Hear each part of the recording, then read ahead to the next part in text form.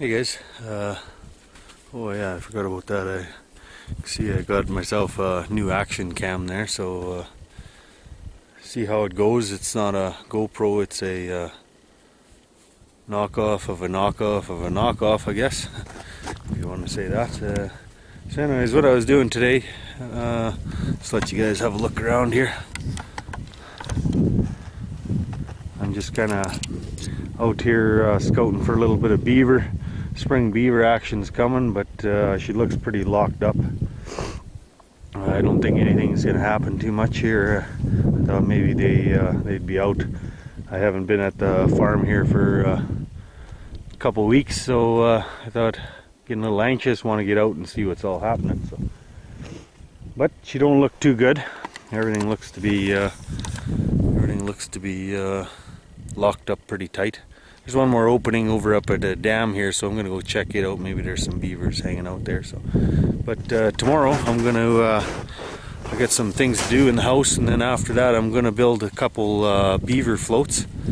I know Dave from Trapping World. He built one last year there, and I seen another fella on the internet on YouTube there. He built one and successful with them. And I built one last year. I got a prototype. I'll show you it tomorrow. It didn't turn out the way I wanted it. It actually, I did catch a beaver with it. Actually, just down over here. So, and so they definitely work. I'll show you my design. I don't know if any other guys want to try it or not. And but it does work. I use green poplar, or aspen, some guys call it, in the middle, and I put two traps on each 330s, or I got a couple 280s also. I'm gonna make for either or, and I put them on each end, and then I put the bait in the middle, and by golly, it worked. The first night it was out, they tipped it over, and then the next night I put it out, I actually got a catch. So I wasn't into YouTubing again there last spring, so now I'm into it. So I'm gonna hopefully show you guys and have a few catches on it. So this is a good beaver area in here, and I try to keep them down because there's a road just back over here, and they keep flooding it off in the culvert. So anyways, till tomorrow guys, unless I see something else tonight. But, I will turn you guys back on tomorrow. I'll show you my helper.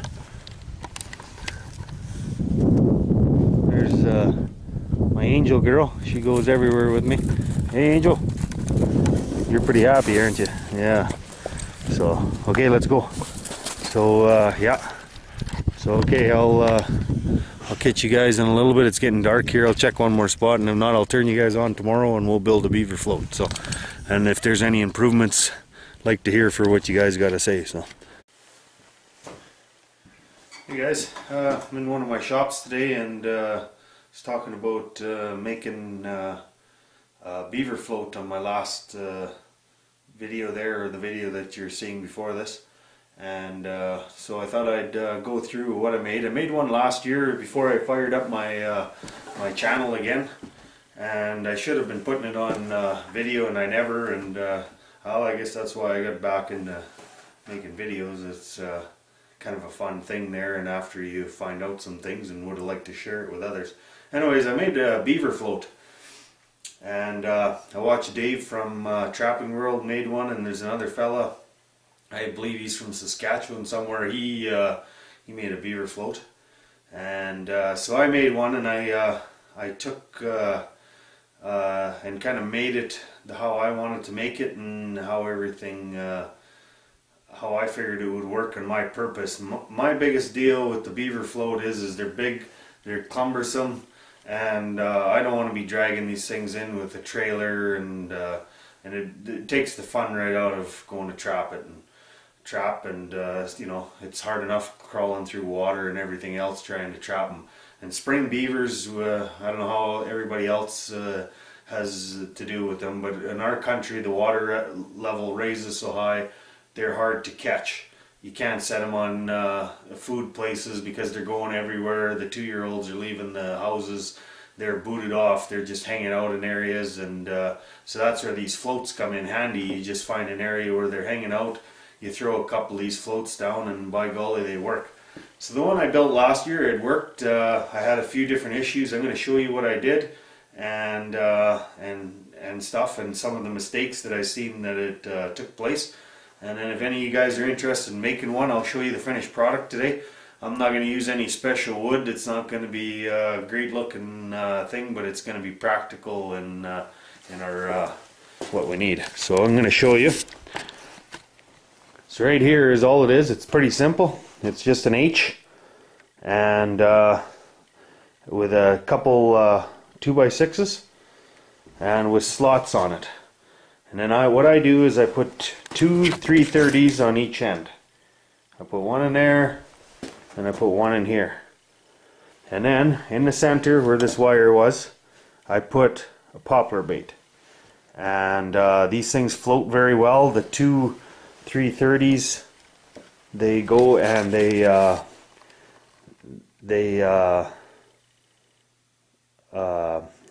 balance out the float very well, so you can kind of move it back and forth. And this was my prototype, and I'll show you my mistakes that I made. And one of them is right here, from here to here. This space is too large, and what happens is your springs go in there, and then if you tighten them and to lock them down in each way, what happens is you bring your trap down, and if you go the other way, you bring your trap up too high. And then what happens is then the bait is out of their sight or to go through, because sometimes the bar could come right down into here. It's right interference with it. Now the other thing that I noticed was they wanted to crawl over the edge and get to the bait, and which was just poplar, by the way. When I'm saying bait, I never said what I did. I just used a spring, like a sapling, and in there, and I'll kind of show you the finished product as this progresses. So but they so the first night I had it out, they flipped it over, and then the next time I took it out and started all over again, I got the trap more straight in here, and then I got a catch. So they do work. They're proven. My biggest thing is they're cumbersome, and that's why I made it so small. And being so small like this, it definitely worked. So I'm going to throw the traps in. I'll show you kind of what I did wrong, and then I'll go from there, and then I'm going to start building a new one. Okay guys, got it set back here, up here, and I'll just show you what took place. So here is with the springs locked and it going down like that, and you can see as you go through here that it's kind of not the answer. Now if you go to the other side, it's totally opposite. It's way high in the air. And then once you do that, if you have them offset also, the float doesn't sit straight either in the water, and it's kind of one of those. So I just want to see it. So what I'm going to do with this next one, I'm going to tighten these up. You know, these are what, 3/8 of an inch, somewhere in there. So I'm going to go a maximum of 1 inch. But the first thing I'm going to do is I'm going to try even smaller to tighten everything up. I still believe the traps will fire even though they are tight, but they'll be more centered and locked into place is my theory. So we'll give her a whirl, and as I build it, I'll keep turning it on and going from there.